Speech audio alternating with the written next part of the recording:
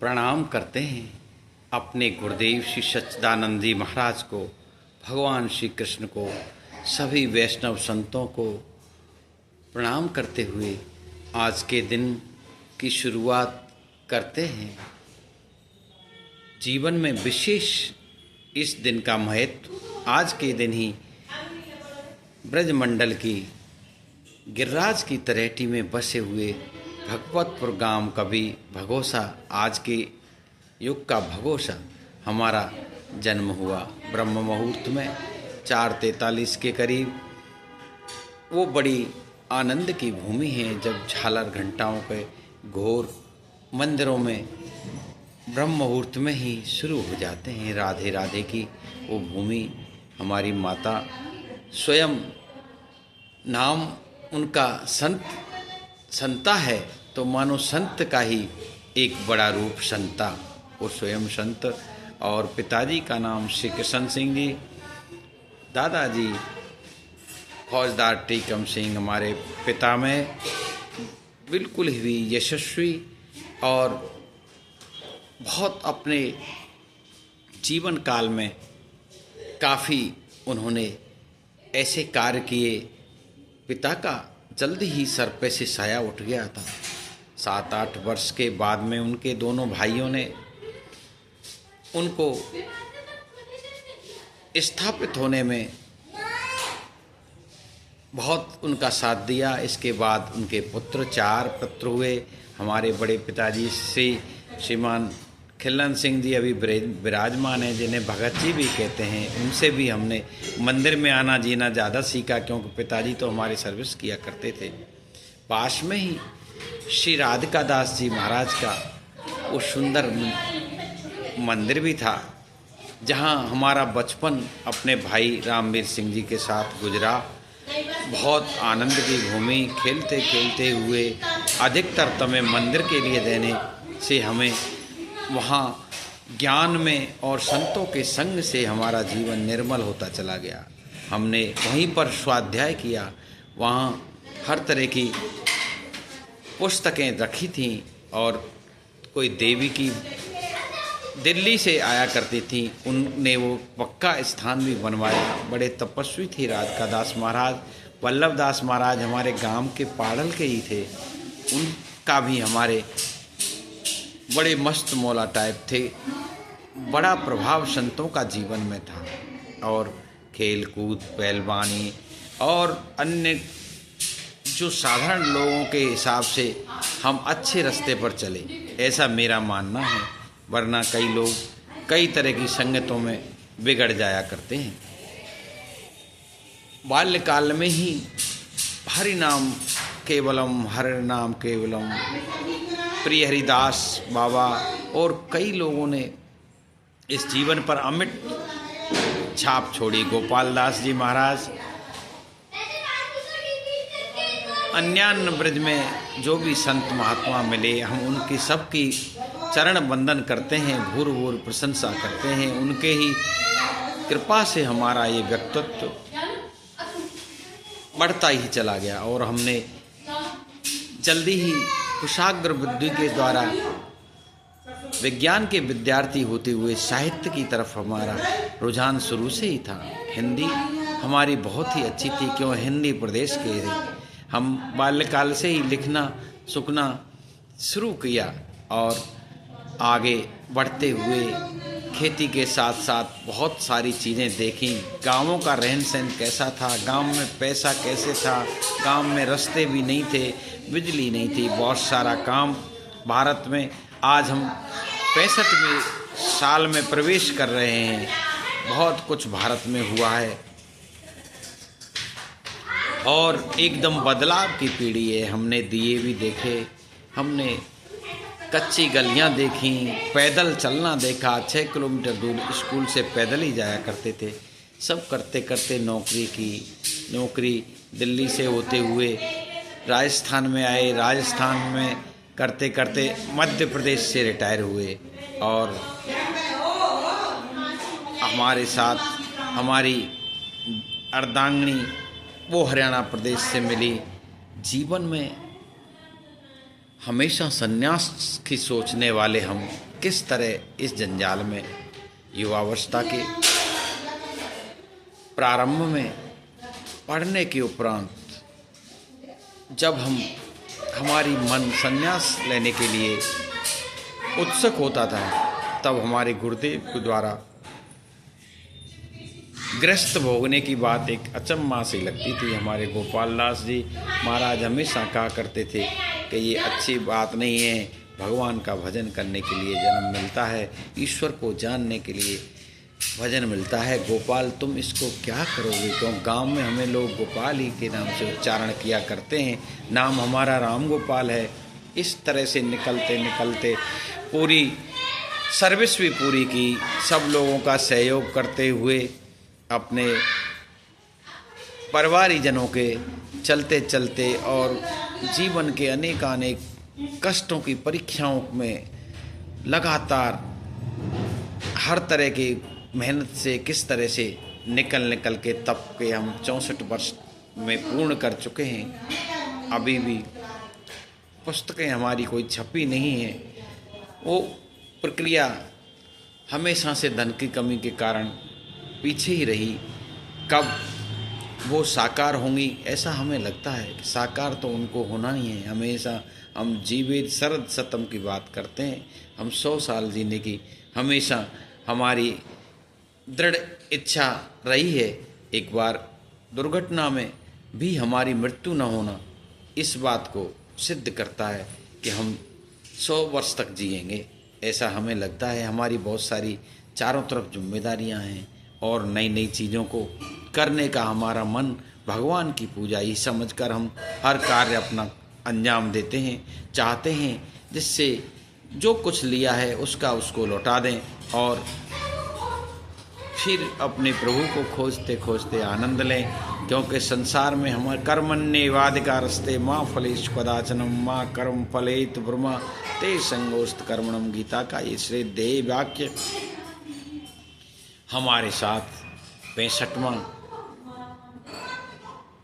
साल की शुरुआत में आज माता के जननी जन्म भूमस्य स्वर्गादिप गरी सही, वो वहाँ नहीं थी, जयपुर में ही आज माता के अनुज के घर पर माँ के दर्शन हुए, उनसे सानिध्य मिला, हम कृतार्थ हो गए उनके चरणों में ढोक देकर। जो मेरी जीवन दायिनी है मैं उनको भूर भूर प्रणाम करता हूँ।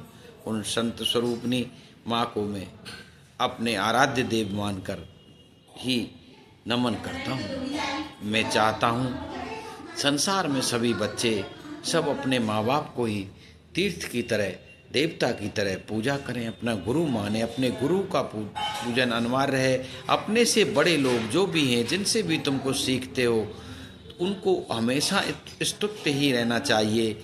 बच्चों को भी बार बार समझाता हूँ, बड़ों से के मुंह नहीं लगा करते। अच्छी बात श्रद्धा सिखाने की बात है, लेकिन ज़माना बड़ा अटपटा है, लोग इधर उधर की बातें और कोई किसी को कुछ समझता ही नहीं है। कई तरह की बातें आ रही हैं, लेकिन ये निश्चित है सत्य जो सनातन है उसमें बड़े का आदर करना बहुत ज़रूरी है। और हम अगर सतपथ पे चलते हैं, अगर हम धर्म के आश्रय लेते हैं, हम इंसान को इंसान समझ के चलते हैं, इंसान को भगवान समझ के चलते हैं, हमारे कष्टों का संसार में हमारे प्रारब्ध के अनुसार हम कष्ट भी भोगते हैं, लेकिन उनका पार होना निश्चित है। अगर आप किसी भी प्रकार के व्यसनों से दूर रहोगे, सबको आदर भाव दोगे, सबसे प्रेम से बात करोगे, सबके व्यवहारिक रूप से आप उनका साथ विचरण करोगे, तो कोई किसी न किसी प्रकार से संसार से तुम पार हो जाओगे। ये हमारा मत है और ये निश्चित सर्वसिद्ध है। और भगवान श्री कृष्ण सब जगह विराजमान हैं, उनकी ओर देखकर हमेशा इंसान बनने की कोशिश करें और सबकी जीवन में जिसकी भी कुछ जो भी सेवा बन जाए वो अवश्य करें। और किसी से लेने की कम देने की बातें मन में विचार करें, ये बहुत अच्छी बातें हैं। मैं इसलिए कह रहा हूँ। और इस संसार में हम जो कुछ प्लेटफॉर्म दिखाई देता है उसमें हमें बस यही दिखा देता है कि सज्जन लोगों की संगत हमेशा मनुष्य को करनी चाहिए। घड़ी आध दो घड़ी सारे मनुष्य के जीवन पर अमिट प्रभाव छोड़ती हैं। सत्संग करें, अच्छे लोगों का संग करें और दुर्जनों से दूरी बनाकर ही जीवन को अच्छी ओर ले लिया जा सकता है। मेरे 64 साल के अनुभव का यही मत है। हम हमेशा ब्रह्म मुहूर्त में जगने की कोशिश करें, अपने जीवन का चिंतन करें और शाम के टाइम निश्चित रूप से हम क्या आज हमने ध्येय बनाए थे, कहाँ हम कम रह गए। जीवन को सफलता के लिए आकलन भी अवश्य ज़रूरी है और सोते समय और जगते समय उस परमात्मा का अवश्य ध्यान करें जिसने हमें ये जीवन दिया है। मेरी एक YouTube मैंने भक्ति आनंद सागर करके बनाई है, जिस पे मैं अपनी रचनाओं को जो भक्ति से संबंधित हैं डालता हूँ और प्रभु की स्तुति जो भी मेरे को भक्ति की, क्योंकि भक्ति ही सर्वश्रेष्ठ योग भी है, क्योंकि सबसे सरल है। भक्ति कोई भी कर सकता है, योग करना हर एक के बस की बात नहीं और अन्य निराकार प्रभु की पूजा करना भी बच्चों का खेल नहीं है। ये कई जन्मों के अभ्यास के बाद लोग निराकार प्रभु को पूजा कर पाते हैं, उसको पा पाते हैं। इसलिए भक्ति सरल है, उसको खेलते करते नहाते धुलाते आप इस काम पर कर सकते हैं। अतः भक्ति के प्लेटफॉर्म के लिए भक्ति आनंद सागर पर आप लोग मेरे विचारों को सुन सकते हैं और उस पर अच्छे लगें तो उसको आशीर्वाद दे करके इस प्लेटफॉर्म को और आगे बढ़ा सकते हैं। दूसरा, सांसारिक लौकिक अनुभवों को भी मैं हमेशा अपने दूसरे प्लेटफॉर्म पर अभी मैंने जो नया चालू किया है ज्ञान विज्ञान सागर के नाम से, हो सकता है नाम कई बार बदल भी जाते हैं, लेकिन जो मेरा सच्चा ज्ञान है, जो हमने देखा है, जो हमने अनुभव किया है और जो हमने संत समाज से सुना है, विद्वानों से अनुभवियों से अनुभव किया है, उसको हम उस पर रखते हैं। वो जीवन शैली किस प्रकार और संसार में क्या होता है और कैसे हमें संसार में विचरण करना चाहिए, किस प्रकार अपने जीवन के ध्येयों को प्राप्त करने में हम सफल हो सकते हैं, इस प्लेटफॉर्म ज्ञान विज्ञान सागर पर आपको उपलब्ध हो सकेंगे।